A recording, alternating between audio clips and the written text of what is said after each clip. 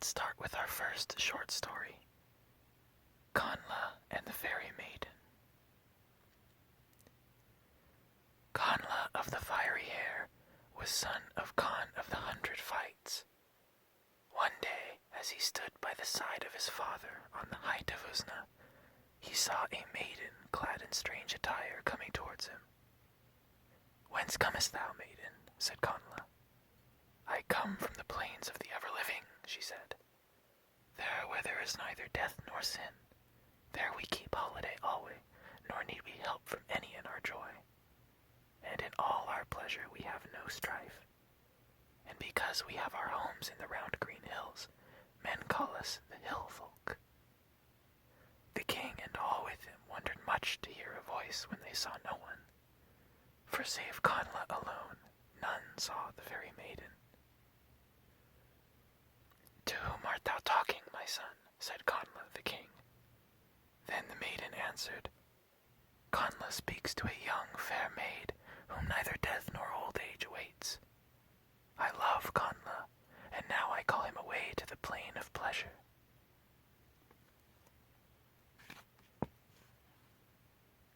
Moimel, where Bodag is king for aye, nor has there been complaint or sorrow in that land since he has held the kingship. Oh, come with me, Candlelight of the fiery hair, ruddy as the dawn with thy tawny skin. A fairy crown awaits thee to grace thy comely face and royal form. Come, and never shall thy comeliness fade, nor thy youth, till the last awful day of judgment. The king sat in fear at what the maiden said, which he heard though he could not see her, called aloud to his druid, Coran by name. "O Coran of the many spells," he said, "and of the cunning magic, I call upon thy aid. A task is upon me too great for all my skill and wit, greater than any laid upon me since I seized the kingship. A maiden unseen has met us, and by her power would take from me my dear, my comely son. If thou help not, he will be taken from thy king by woman's wiles and witchery." Then Coran the druid stood forth and chanted his spells towards the spot where the maiden's voice had been heard, and none heard her voice again, nor could Candlelight see her longer. Only as she vanished before the druid's mighty spell, she threw an apple to Candlelight. For a whole month from that day, Candlelight would take nothing either to eat or to drink, save only from that apple. But as he ate, it grew again and always kept whole. But all the while, there grew within him a mighty yearning and longing after the maiden he had seen. But when the last day of the month of waiting came, Candlelight stood by the side of the king his father on the plain of Argomin, and again he saw the maiden come towards him, and again she spoke to him.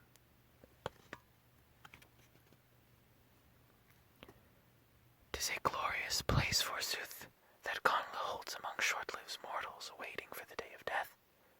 But now the folk of life, the ever-living ones, beg and bid thee come to Moimel, the plain of pleasure, for they have learnt to know thee, seeing thee in thy home among thy dear ones." When Con the king heard the maiden's voice, he called to his men aloud and said, "Summon swift my druid Coran, for I see she has once again this day the power of speech." Then the maiden said, "O mighty Con, fighter of 100 fights, the druid's power is little loved. It has little honor in the mighty land, peopled with so many of the upright. When the law will come, it will do away with the druid's magic spells that come from the lips of the false black demon." Then Con the king observed that since the maiden came, Candlelight his son spoke to none that spake to him. So Con of the 100 Fights said to him, "Is it to thy mind what the woman says, my son?" "'Tis hard upon me," then said Candlelight. "I love my own folk above all things, but yet a longing seizes me for the maiden."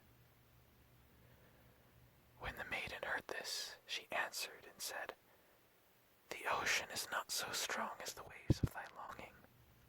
Come with me in my carach, the gleaming, straight-gliding crystal canoe. Soon we can reach Bodag's realm. I see the bright sun sink, yet far as it is, we can reach it before dark. There is, too, another land worthy of thy journey, a land joyous to all that seek it.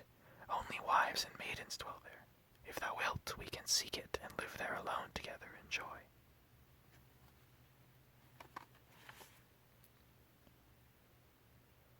When the maiden ceased to speak, Connla of the fiery hair rushed away from them and sprang into the currach, the gleaming, straight-gliding crystal canoe. And then they all, king and court, saw it glide away over the bright sea towards the setting sun. Away and away till I could see it no longer, and Connla and the Fairy Maiden went their way out on the sea and were no more seen, nor did any know where they came.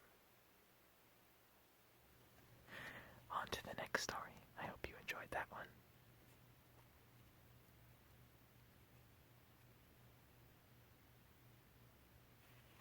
Here we go.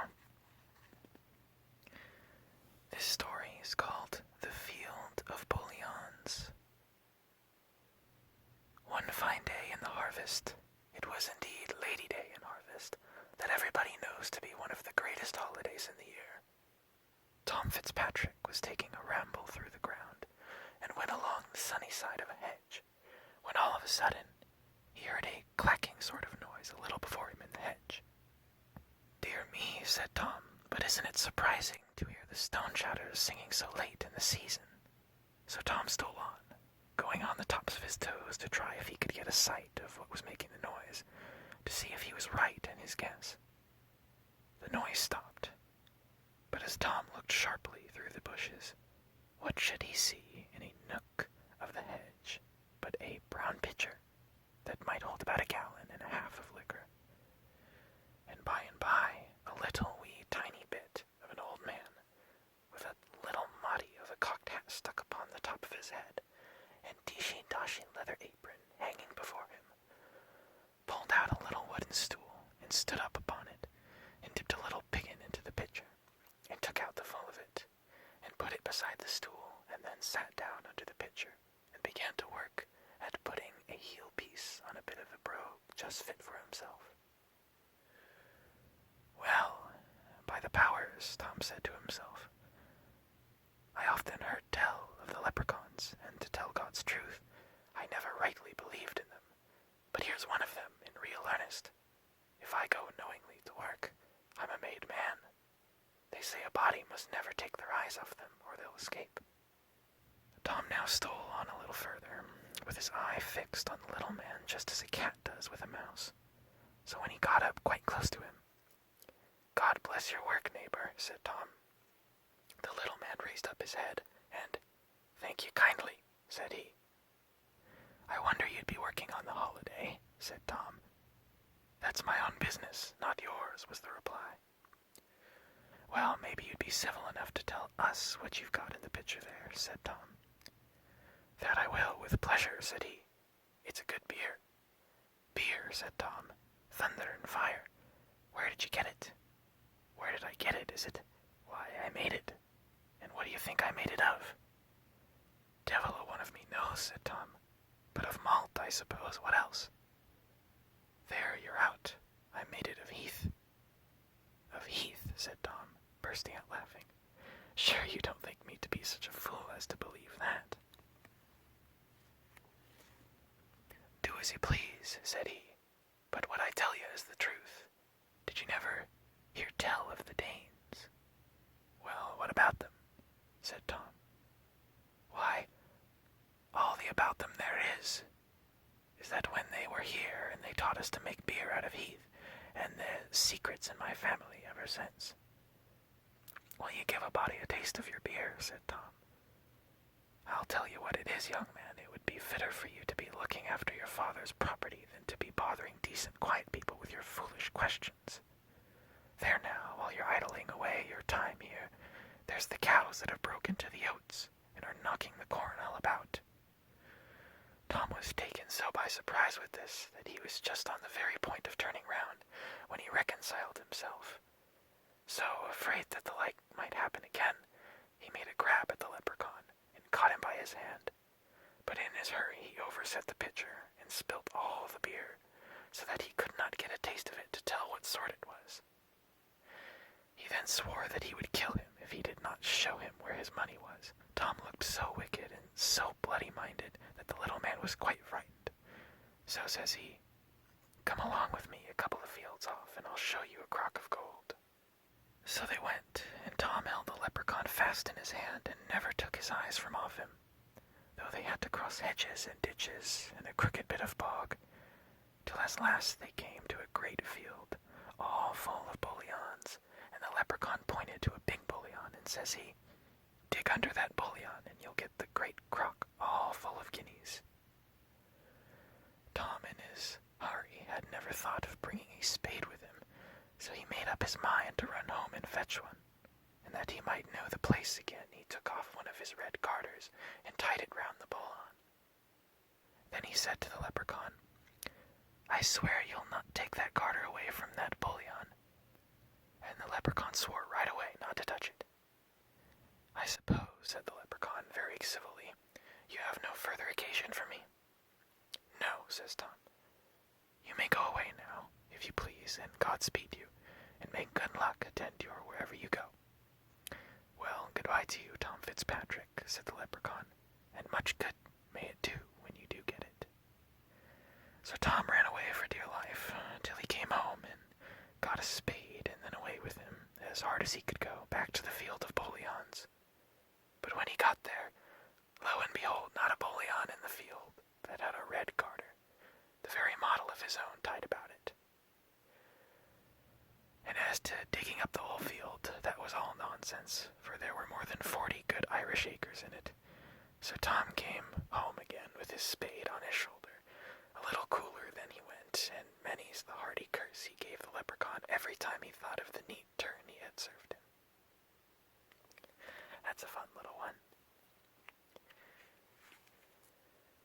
Our next tale is called The Horned Women. A rich woman sat up late one night, carding and preparing wool, while all the family and servants were asleep.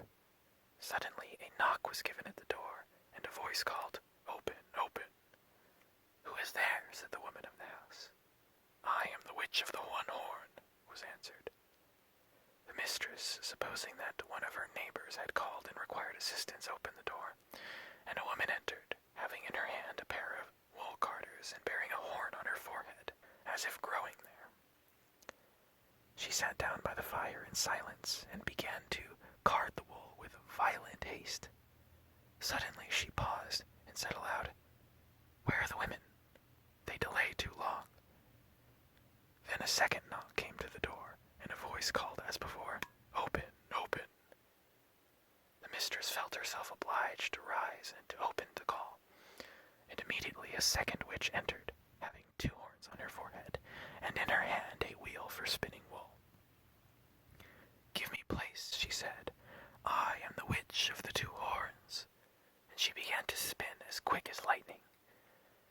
And so the knocks went on, and the call was heard, and the witches entered, until at last 12 women sat round the fire, the first with 1 horn, the last with 12 horns.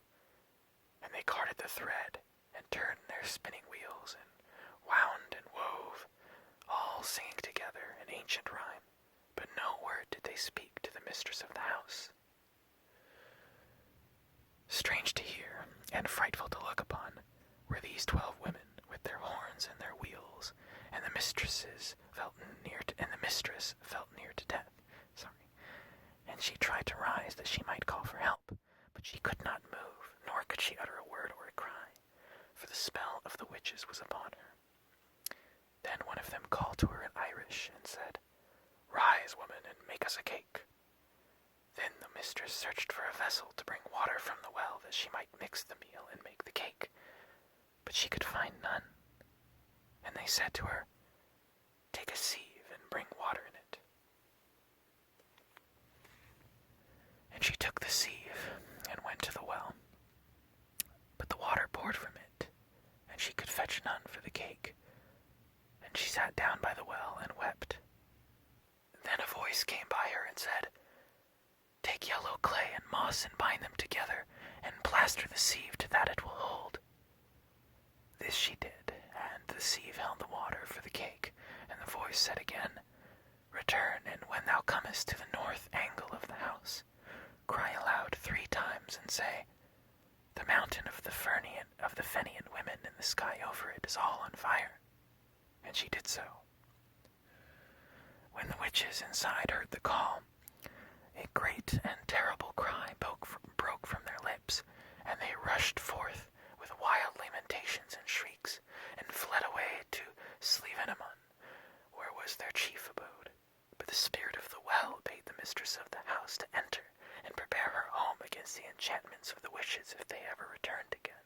And first, to break their spells, she sprinkled the water in which she had washed her child's feet, the feet water, outside the door on the threshold. Secondly, she took the cake which in her absence the witches had made of meal mixed with blood drawn from the sleeping family, and she broke the cake in bits, and placed a bit in the mouth of each sleeper, and they were restored. And she took the cloth they had woven, and placed it in half, and half out of the chest with the padlock. And lastly, she secured the door with a great crossbeam fastened in the jambs, so that the witches could not enter. And having done these things, she waited.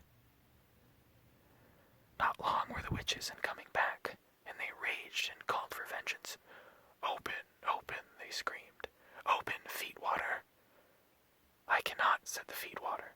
"I am scattered on the ground, and my path is down to the lough." "Open, open, wood and trees and beam," they cried to the door.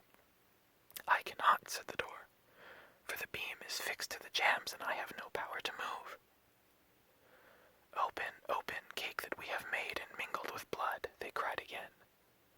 "I cannot," said the cake, "for I am broken and bruised, and my blood is on the lips of the sleeping children." Then the witches rushed through the air with great cries and fled back to Slievenamon, uttering strange curses on the spirit of the well, who had wished their ruin. But the woman and the house were left in peace, and a mantle dropped by one of the witches in her flight was kept hung up by the mistress in memory of that night, and this mantle was kept by the same family from generation to generation for 500 years after.